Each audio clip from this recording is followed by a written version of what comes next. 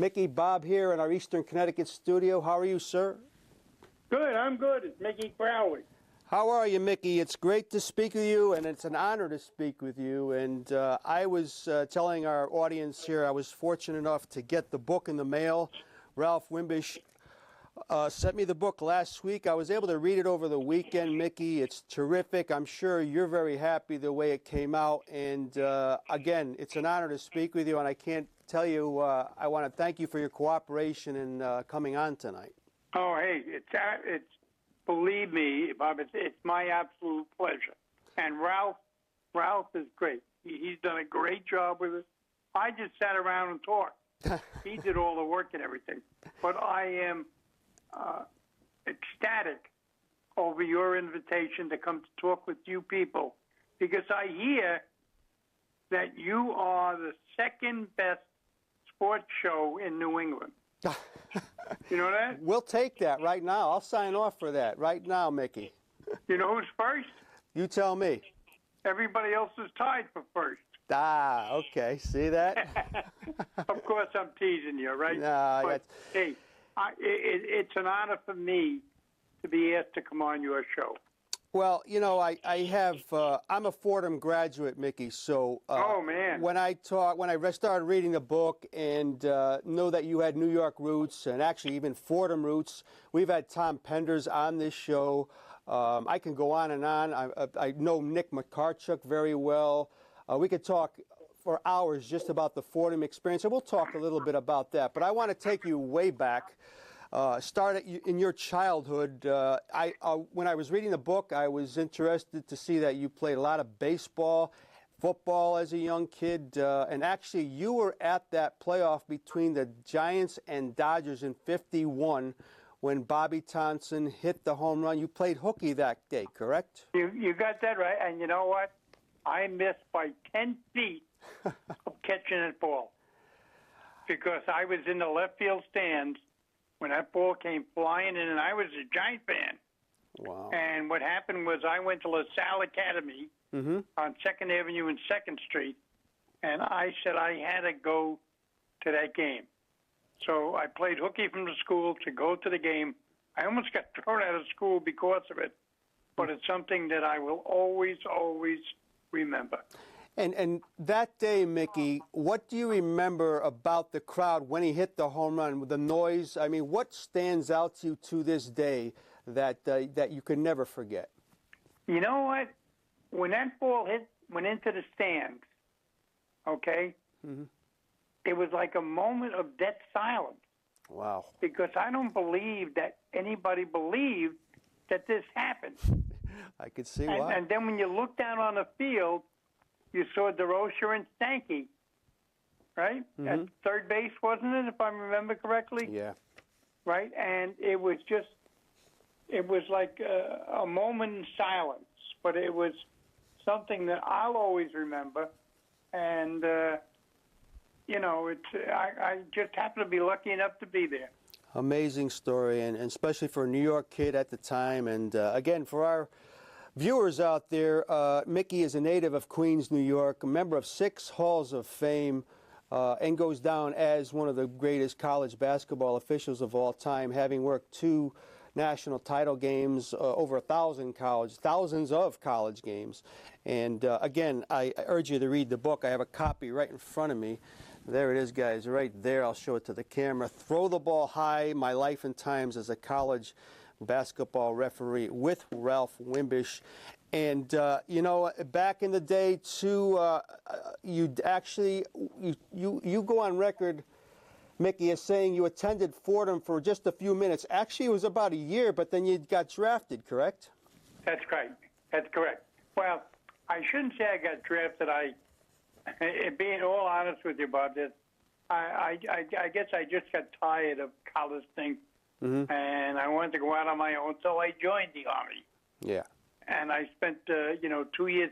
I'm considered a Korean veteran. I went overseas. I went to Staten Island. That's as far as I got. So, God bless all those people that were over there. But, I never wound up going over there. But my days at Fordham, for the short time I was there, some of the greatest people that I ever met. You mentioned them, Nicky McCarcheck. Right. How about Frankie McLaughlin? Oh, absolutely. I used to talk to Frank all the time. Athletic director, would send me the pocket schedules every basketball season. A tremendous guy, as you know, Mickey. I just talked to him last week. Oh, wow. He's one of the finest people you would ever want to meet. And Nicky McCarcheck, I just spoke to him last week, too. Wow. Not only one of the finest people, one of the funniest guys you'd ever want to meet. Oh, he was a character. You talked to about him in the book. He was kind of a colorful guy on the sidelines, too, and really did some good things at Fordham in the basketball program. But you also, as far as what I found incredibly interesting, Mickey, is how you got into refereeing way back. It was kind of, you were in detention one day at school, and basically people were looking for things to do, and they handed you a whistle, and they told you to referee a game. Is that correct? Yeah, well, what happened was I, at LaSalle Academy, not the one on Long Island, now 2nd Avenue and 2nd Street. Okay, yeah. The Irish Christian Brothers. All right, I was basically always in trouble. And I got sent down to the gym at 2:15 when school ended for detention. Okay. And Dan Buckley, who was one of the finest people you'd ever want to meet, was the head coach at LaSalle and went on to be the head coach at the Merchant Marine Academy. Mm-hmm. Saw me sitting there every day at 2:15 and said, "Come on, I'm going to put you to work." I said, "What do you want me to do, sweep the floor?" He says, "No." He threw me a whistle. He says, "Referee the game." He says, "I don't know how to referee." He says, "Make it up." You know what? Wow. For 35 years, I made it up. And it went through the New York high school system and amateur. You did it all. I mean, overseas. We'll talk more about that too, Mickey. It's just an amazing story, and how it all got together way back in the New York days. But and you had a tough childhood. I mean, it was a good childhood, but it was old school. You were brought up old school, and that probably helped you as you became a referee. Oh, I think so. I think so very much, Bob. You know, I was lucky, you know, that I'm living now in North Carolina, Mm-hmm. and I have a lot of family down here. And I'm very pleased with it down here. But you know what? There's nothing like New York City. And there's nothing like New York City basketball. That's I mean, true. it's the greatest in the world. And I was lucky enough to be a part of that and a part of, you know, refereeing all over the world. I was just very lucky. He definitely saw the world, and I'm reading the back of the book right now. We've had Phil Mushnick on this show too, Mickey, and of the New York Post, as was Ralph Wimbish. And on the back of the book, Phil Mushnick writes, Mickey Crowley was born to spend his adult in stripes, but instead he chose to go straight and became a referee. The words referee and beloved might seem contradictory, but then there's Mickey, and he had more college basketball TV airtime and better stories than even Dick Vitale. Why read this book? Refs, umpires, and civil court judges always have the best tales to tell. And again, it was such easy reading, enjoyable reading, and you can't put the book down. And it's very funny, and we share our love of humor, and that's probably why it was such a great book. But you know, well, let me tell you something. Sure. 99% of the credit goes to Ralph. I mean, he would come over here and he would sit next to me on the couch here, turn on his recorder, and say, "Just be you and talk."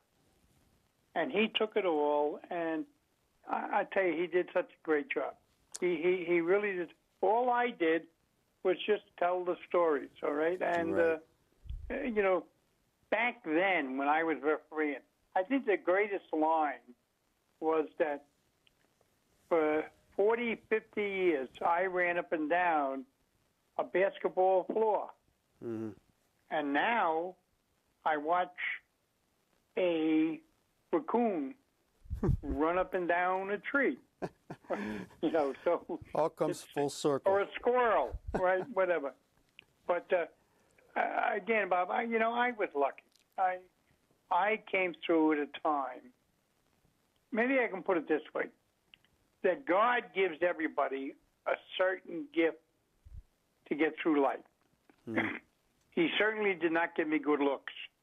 He certainly did not give me a great body. But you know what he did give me? As you can tell right now, he gave me the gift of gab. And for 30 years, I survived on the gift of gab, refereeing college basketball. And you credit that gift of gab and to actually being a very, very successful referee. That's one of the keys to being a referee is not to make yourself the center of attention, Mickey, but to talk to these guys, to not let things escalate. And there was no one better than you. And for the amount of credit that you don't take, what you did was manage a game like pretty much no one could at back in the day, and that was just getting to know these guys, having patience with them, and they became to respect you, and it made your job a lot easier. Well, you know what? Again, all right, the game of basketball, which we're talking about, was really not made for the coaches. Was really not made for the referees. It was made for the players. So let the players play. All right? Now, I'm probably going to say something now which is going to get me in trouble, right? But when we were refereeing, okay, we didn't have go to the videotape, go to the videotape, go to the videotape. You know what? You don't need referees anymore. All you need is 17 cameras. True. And go by that. You know, have fun. Let the game be fun for everybody. Yeah, it is a lot different now, and you were looking at tape before anybody could do that and probably should have done it, but that's a whole other story. But you actually got the call right, and what you've done over the years, and Mickey has he's hung around coaches like Lou Carnesecca, P.J. Carlesimo. He has Fordham roots also. John Chaney. Mike Krzyzewski, Bob Knight, we can go on and on. All the greats in basketball. And then, of course, the players Mickey saw come through the college ranks among guys like Jordan and Ewing and Chris Mullin, et cetera. But I just mentioned Carnesecca. You did more St. John's games than probably any other team. What are your memories of Lou Carnesecca? There was another character, Mickey. Oh, I'll tell you something. You just said that I probably did more St. John's games than anybody. All right. Raleigh Massimino, Lord rest his soul, said that I was the only referee that had more wins at St. John's than Carnesecca, right?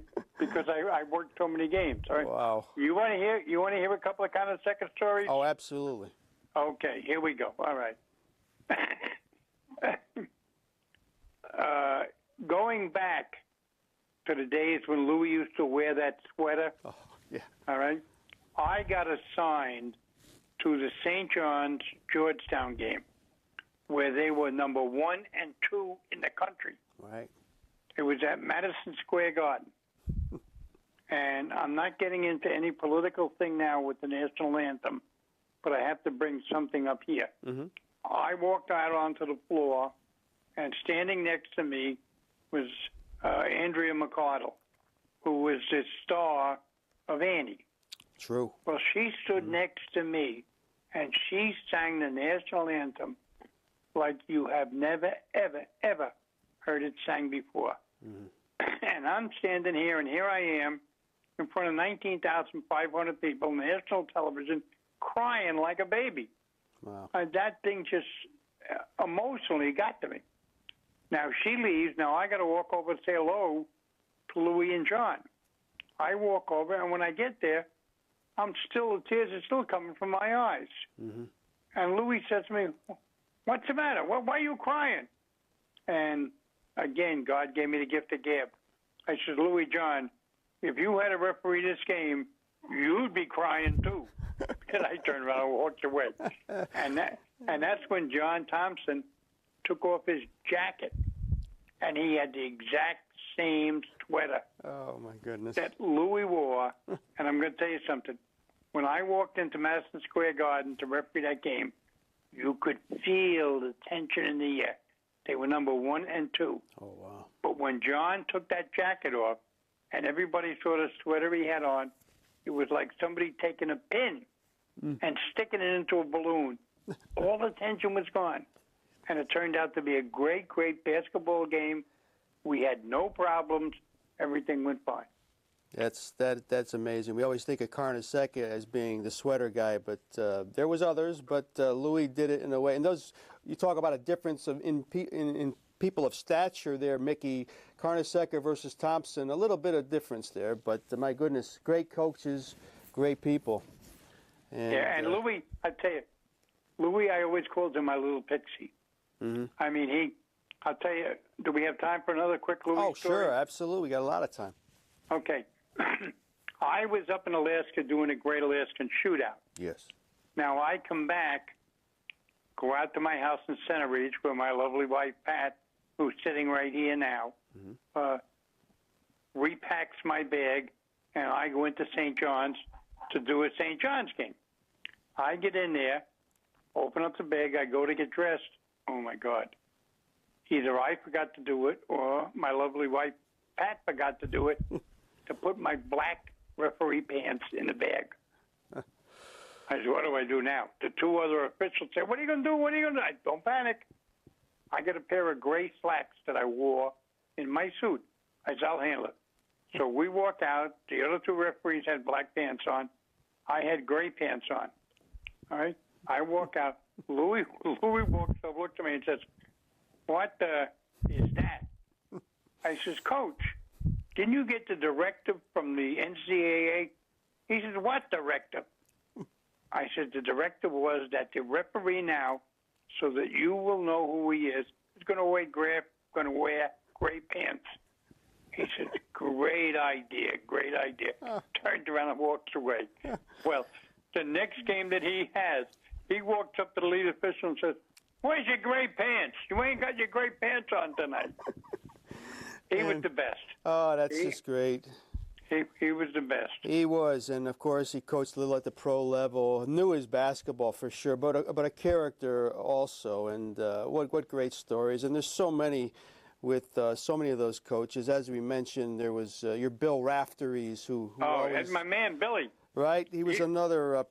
They know him for his ESPN. The way he talks and the way he describes a game. He's a funny guy, but people almost forget back in the day he was a very, very good coach at Seton Hall, Mickey. Oh, he was great.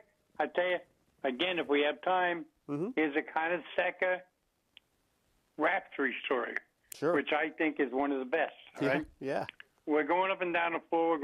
All of a sudden, I hear Raftery hollering, Mickey, Mickey, Mickey. I said, what's the matter, Coach? He says, I can't see the game. Now, this was before the restriction of the coach's box came into play. Right, the lines. I turn around, and here's Louis standing right in front of the Seton Hall bench. And Raftery was telling him, I can't see the game because he's in front of my bench. And I said to him, God gave me the gift of gab. Well, then go down and sit on his bench.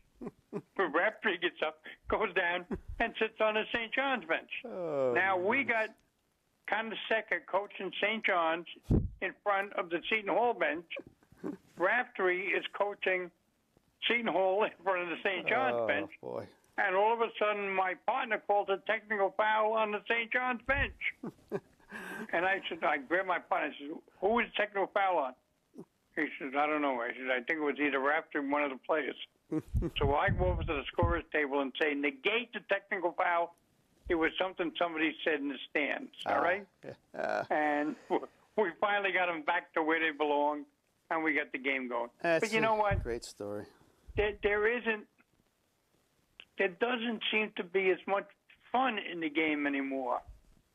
It just seems to be that it's just nobody's loose enough to talk to each other and kid with each other and have fun. I think you're right, Mickey. I mean, I think the money and big-time college athletics has something to do with it. There's pressure on these guys. But you're right. I mean, Carnesecca, Raftery, in addition to being incredibly good X's and O's guys, these guys were funny guys, down-to-earth guys who like to have a good time, and that is missing. I totally agree with you.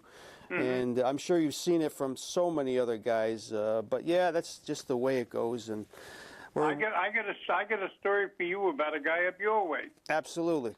Mr. Calhoun. Oh, he's right in the back. We're right in his backyard, maybe 10 miles away, Mickey. I heard that he just is coming back. St. Joseph's College here in the Hartford area is actually coming up with a new basketball program. They've never had one. They're coming up with a basketball program, and he's basically right now, Mickey, in charge of putting it together, staffing it, things like that. We don't know. This is for 2 years from now, I believe. But he's the guru that's supposed to put it on the map. Don't know if he'll coach or be around. If he'll want to be around a couple years to coach it, but he just has it in his blood and wants to get this program off the ground. Good. Well, if you run into him, tell him I said hello. But let me tell you a quick story. Yes. Okay. In the Big East, which, by the way, there was no conference, and I'm a big Mike Krzyzewski fan and what have you, but the Big East was the Big East. And there will never, ever be another conference like the Big East when it first started. Mm-hmm. But they had a rating system that evaluated the officials. The coaches could evaluate the officials on a scale after the game was over of 1 being the worst to 5 being the best. Yeah. So myself and my 2 partners are working a Connecticut game, and as the game is over, we're coming off the floor. Coach Calhoun says to us, hey, guys, you guys did a great job. Tell you what, I'm giving you a 5, which is the best you can get. Right. We turn around. We says, thanks, Coach. We appreciate it. You know what he says to us? Mm-hmm. Split it up any way you want. 5 for all of you. That's great. Yeah, he had that kind of dry sense of humor, too. And that he did. Yeah. He sure did. But, another great coach. It was just so many. P.J. Carlesimo. Oh, yeah. One of the best. All right? Yep. 2 quick stories, but let me know when I'm out of time. No, we got about 6-7 minutes, Mickey. Keep going. Okay, because I could go on for 6-7 months. Oh, I know you can. 2 quick PJ stories. One, in the 89 final, all right, when he played Michigan and John Clougherty made that call at the end of the game. Oh, yeah. All right. 99.9% of the coaches probably would have gone wild. PJ's comment, and I will never forget this, at the end of the game, when it was over, said, when newspaper people were there, he says, if John Clougherty thought it was a foul, it was a foul. Wow. He was one of the classiest, I call them kids, you'd ever want to meet. Mm-hmm. Quick story. We're in Yugoslavia. I was lucky enough to have the NIT call me and say we need a referee to travel with the NIT team to Yugoslavia. So we go to Yugoslavia, and now we got Yugoslavia against United States with PJ coaching. Right. With 2 seconds to go in the game. All right. Bretson Petrovic, I don't know if I got that right. Yes.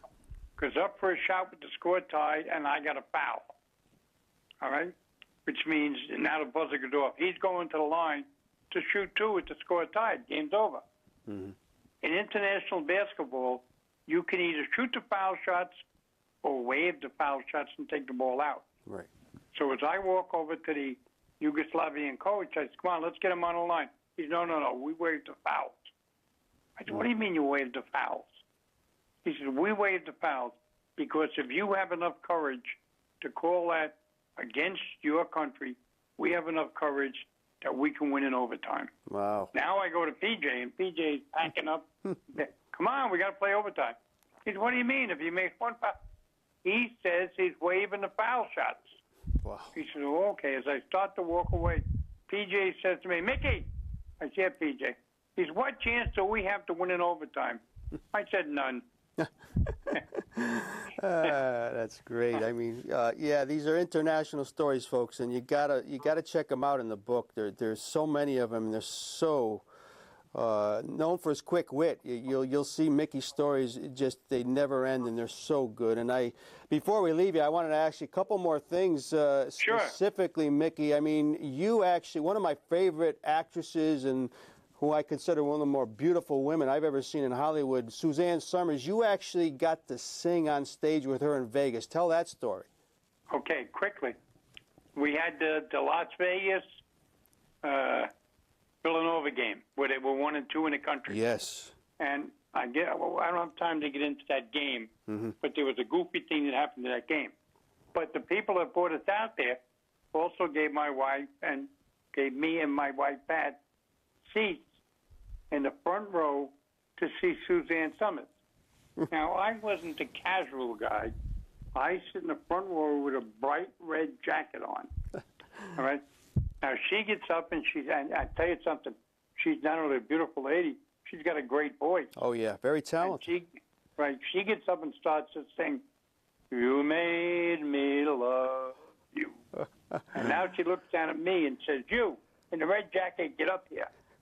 So I get up, Being the shy guy you are, yeah. I sit on a chair.